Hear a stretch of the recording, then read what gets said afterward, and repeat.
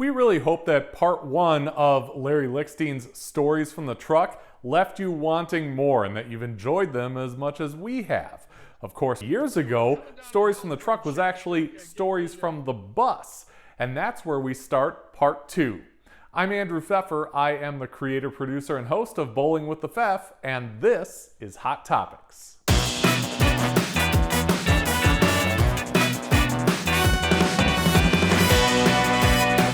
I can tell you one story that is absurd. In 75, the bus broke down in Buffalo. I brought it to a place. The man robbed me. I tried to get out without paying him. As I was loading the stuff up at throughway lanes, the cops came, surrounded the bus like wagon train. The chief of police of Cheektowaga handed me a bill for $2,000. It was 3 a.m. I didn't have the money. A fight ensued. Harry Golden came in. We got the owner of the bowling center to go to his safe and give us the money so I could leave Buffalo. But what I told everybody that had motorhomes was that if you dump your holding tank in this guy's parking lot every time we drive by Walden Avenue in Buffalo, I will give you player services for free for a year if you dump your holding tank by his front door. So I'm not going to mention the pros, but 5 of them drove from Cleveland to Syracuse, stopped at Walden Avenue, pulled into the parking lot of this truck repair place, pulled their plunger, dumped their holding tank, and drove away and showed me a picture of it. Well, we dumped in front of his door for 3 years, and I would leave him notes. How do you like it? He never knew. Nobody could figure it out. Oh. Finally, the word got out in Buffalo that it might be pro bowlers doing that. I got scared. I figured he might come after me. That made the story of the holding tank dumping in a parking lot of a repair outfit. A lot of other things. In '83, we got wind that pro bowlers would be using my transport to go from Buffalo to Windsor, but in their bags was other things besides bowling balls. And we got wind that in their bags was contraband. Oh. And we made an announcement in the locker room that anybody that puts a bag on Litchie's truck that's got something in it, if Litchie gets stopped and your name is on that bag, you could be suspended from the PBA. So we were in Buffalo and everybody was going behind the bowling alley. There was a big field and they were digging holes and they were burying their stuff there. We went over to Canada, then we came back and everybody went back to the holes and got their stuff and left town. And 1 year they made me leave my yellow dots in a holding tank, 140 of them, and they were 9Rs. When I came back, all the balls were gone. They knew what a 9R bleeder was. They stole all my balls in Canada, and I lost 140 yellow dots. Of course, nobody knew where they went. Just crazy stuff. But I must say, the trips with Ernie Schlegel might have been the best all time because we didn't sleep all night. All we did is talk. And as he was building Pro Sports Systems, he would bring his supplies into my trailer. And 76 and 7, he gave out complimentary bags of grips. By 78, Earl used it in Kissimmee, and Ernie bowled for the title against Earl, and Earl beat him. And the whole tour started to use grips because Ernie used my truck as a dispersion for people coming in that he gave his grips to.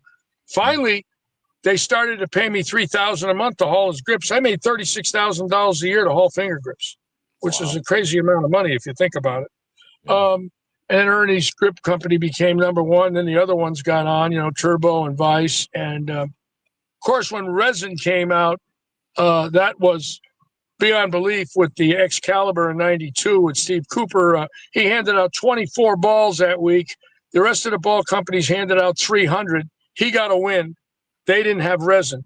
Everybody knew McDowell was using this ball. He won the AC Delco. Then he won the Tournament of Champions with it.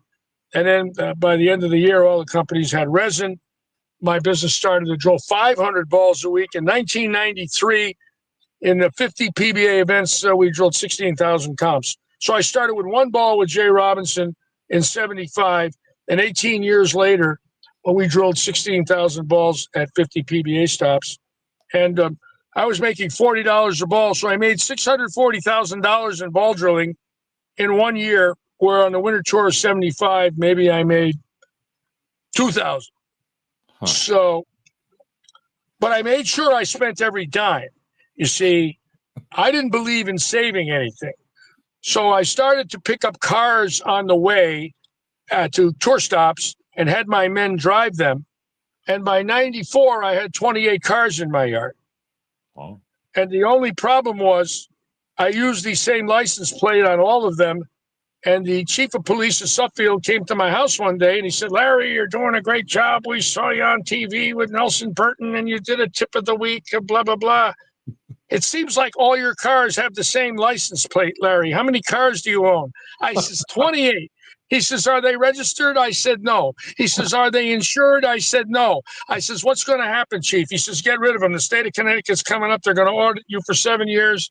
I says, what do you suggest I do? He says, sell them in 1 week. So I got rid of all but 6 and I registered the remaining 6. Okay. It was quite a life, you know. Yeah. Quite a life. Those are fantastic stories. I can't, I can't encourage people enough. If you want to hear more, check out Lightning Strikes Bowl on Facebook. Larry does streams all the time, and each is better than the next. But thank you, Larry, for giving us just I got to tell you this one, Beth. I had 3 head coaches. 3 Super Bowl winning coaches came out to my drilling equipment. Coach Bill Cower, Coach Barry Switzer, and Coach Hank Stram. Lenny Dawson interviewed me in 71, the week after I won. He was MVP of the Super Bowl. I drilled balls for a lot of stars. I knew Mookie well. Long after I had left the tour. We had such a wonderful time with ABC Sports and Nelson Burton. Franny Lee came out. I drilled her some bowling balls. She was the costume designer for Saturday Night Live. She did all the Bellucci's and Bill Murray's outfits and Dan Aykroyd's during the 70s and 80s. She was an avid bowler. I became friends with her. She told me about the Conehead outfit and all the outfits that she made for the cast of Saturday Night Live, which is iconic. It was truly a dream come true.